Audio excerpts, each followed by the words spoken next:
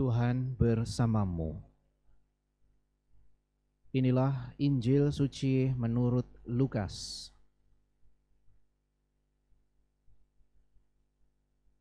Pada suatu hari Sabat, Yesus masuk rumah seorang pemimpin orang-orang Farisi untuk makan di situ. Semua yang hadir mengamati dia dengan seksama.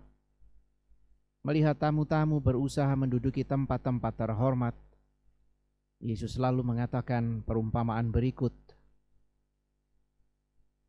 Kalau engkau diundang ke pesta perkawinan, janganlah duduk di tempat kehormatan.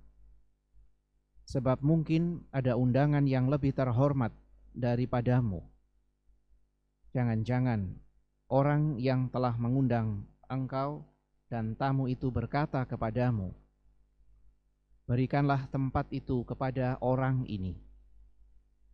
Lalu dengan malu engkau harus pindah ke tempat yang paling rendah. Tetapi apabila engkau diundang, duduklah di tempat yang paling rendah. Mungkin tuan rumah akan datang dan berkata, sahabat, silakan duduk di depan. Dengan demikian engkau mendapat kehormatan di mata semua tamu yang lain. Sebab barang siapa meninggikan diri akan direndahkan, dan barang siapa merendahkan diri akan ditinggikan. Demikianlah sabda Tuhan.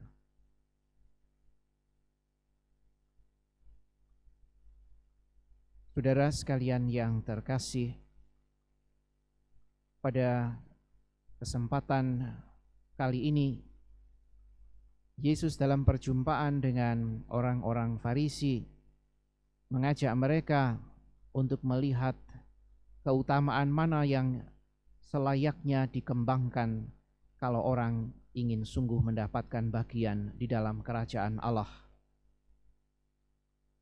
Keutamaan itu adalah kerendahan hati yang menjadi dasar dari segala keutamaan yang lain.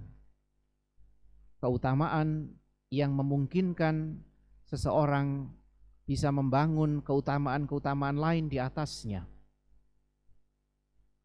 Tidak heran, maka kerendahan hati itu ibarat seperti tanah yang subur yang memungkinkan setiap tanaman yang ditanam akan tumbuh dan berkembang.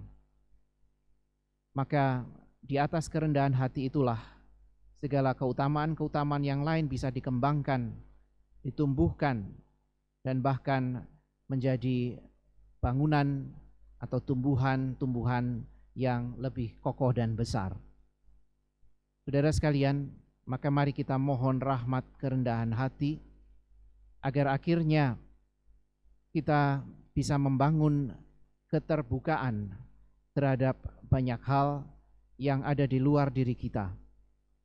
Kerendahan hati membuat seseorang akhirnya mampu membuka dirinya, baik dalam kesediaan misalnya untuk menerima masukan, teguran, nasihat, bahkan kerelaan untuk turut memberikan diri di dalam semangat pengorbanan.